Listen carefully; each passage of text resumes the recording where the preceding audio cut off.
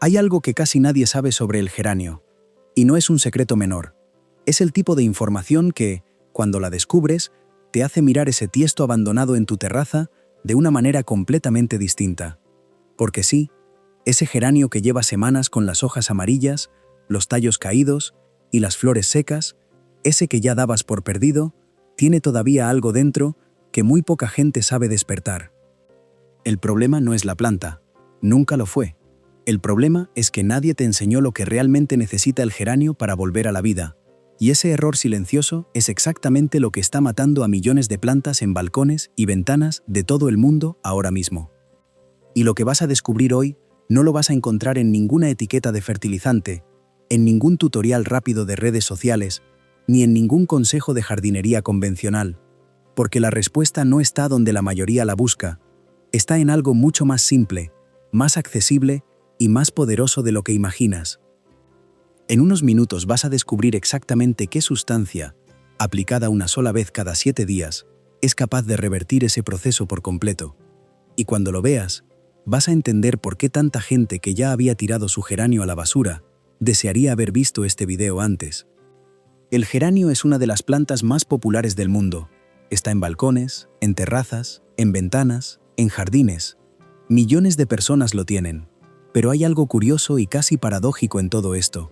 Siendo tan común, siendo tan presente en tantos hogares, es también una de las plantas que más muere por errores evitables. No por plagas, no por enfermedades raras, no por condiciones climáticas extremas. Muere por pequeños errores que se repiten una y otra vez porque nadie los señala con claridad. Y esto no es culpa de quien cuida la planta. Es culpa de la información incompleta que circula por todos lados.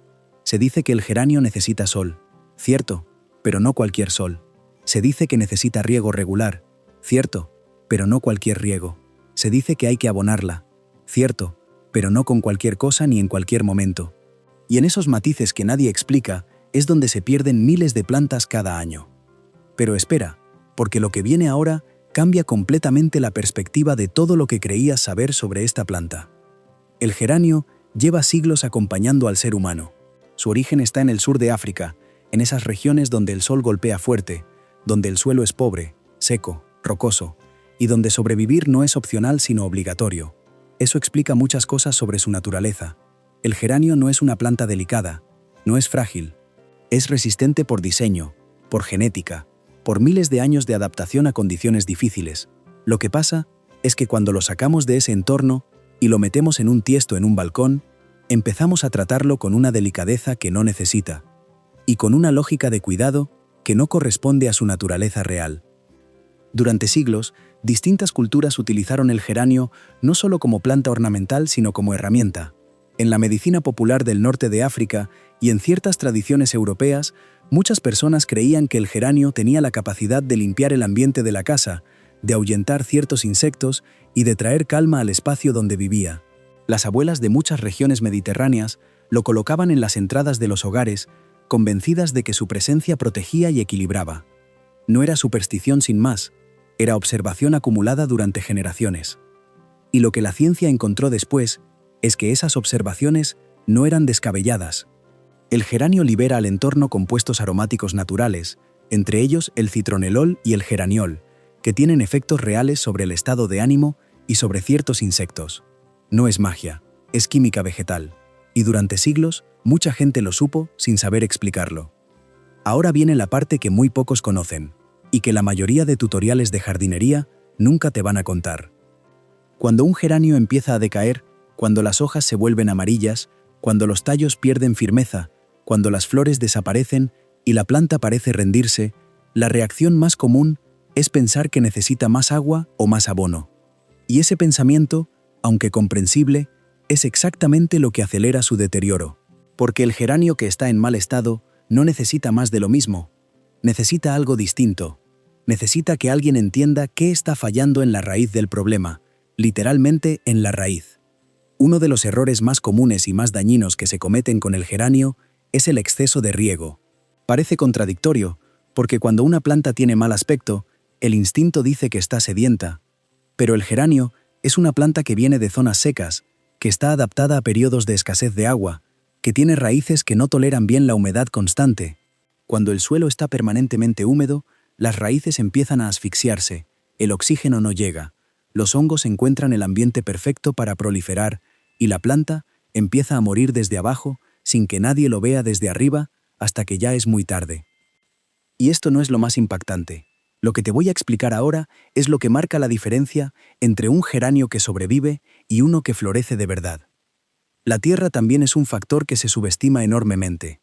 Muchas personas mantienen al geranio en el mismo sustrato durante años, sin reemplazarlo, sin renovarlo, sin entender que la tierra se agota, que pierde nutrientes, que se compacta, que deja de drenar bien y que se convierte con el tiempo en un bloque denso que asfixia las raíces en lugar de nutrirlas. Un geranio plantado en tierra agotada es como una persona tratando de respirar con los pulmones llenos de polvo. Puede aguantar un tiempo, pero no puede florecer. Y aquí está algo que la mayoría de personas no conecta nunca, aunque lo tiene justo delante de los ojos. Cuando el geranio no florece, cuando sus hojas pierden ese verde intenso que debería tener, cuando el crecimiento se detiene sin razón aparente, casi siempre hay un factor invisible que lo explica todo: el pH del suelo. El geranio necesita una tierra ligeramente ácida, ni muy ácida ni alcalina. Y muchas aguas del grifo, especialmente en zonas urbanas, son ricas en cal, lo que va aumentando la alcalinidad del sustrato con cada riego. Nadie lo ve, nadie lo huele, pero la planta lo siente y lo expresa exactamente con esos síntomas que la mayoría confunde con falta de riego o falta de abono. Pero hay algo que va más allá de la tierra y el riego. Algo que actúa como el detonante que lo cambia todo, y que la mayoría de personas tiene en su casa sin saberlo.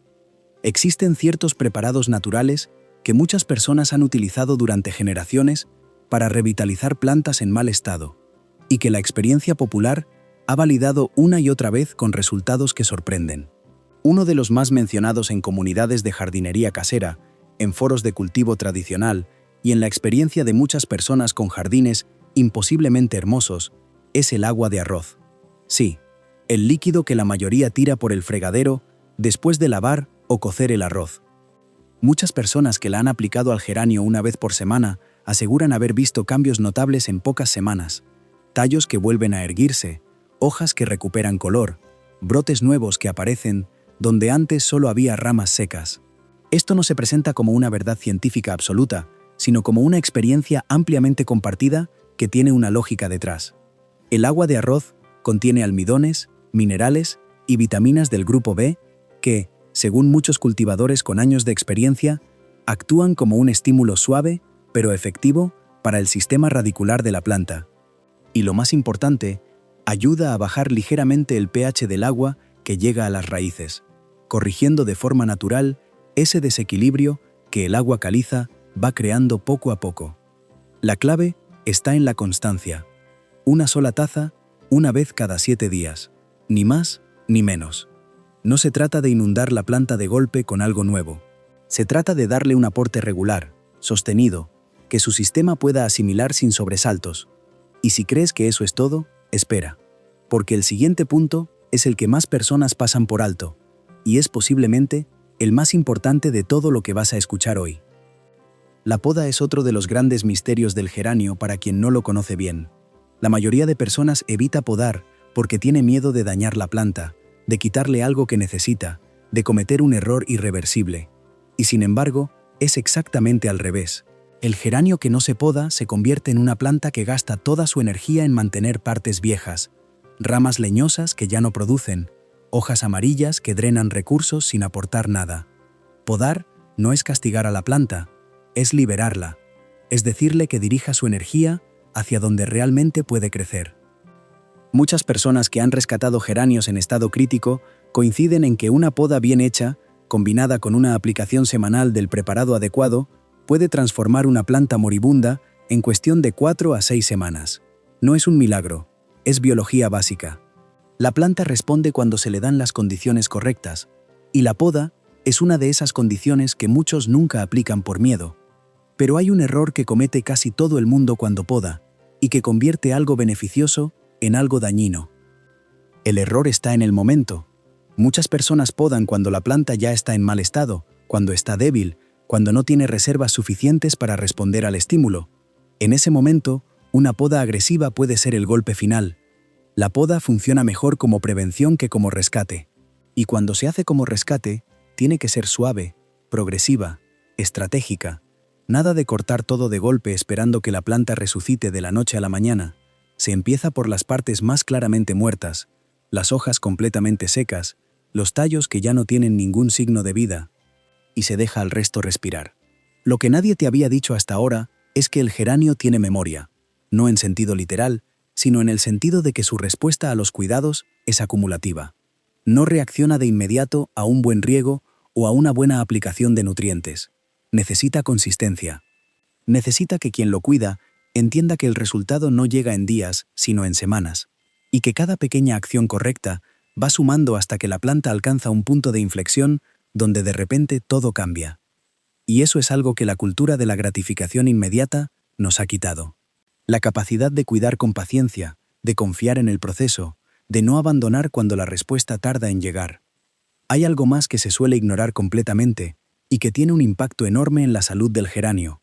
Algo que parece tan obvio que nadie lo menciona, y sin embargo, es donde falla casi todo el mundo.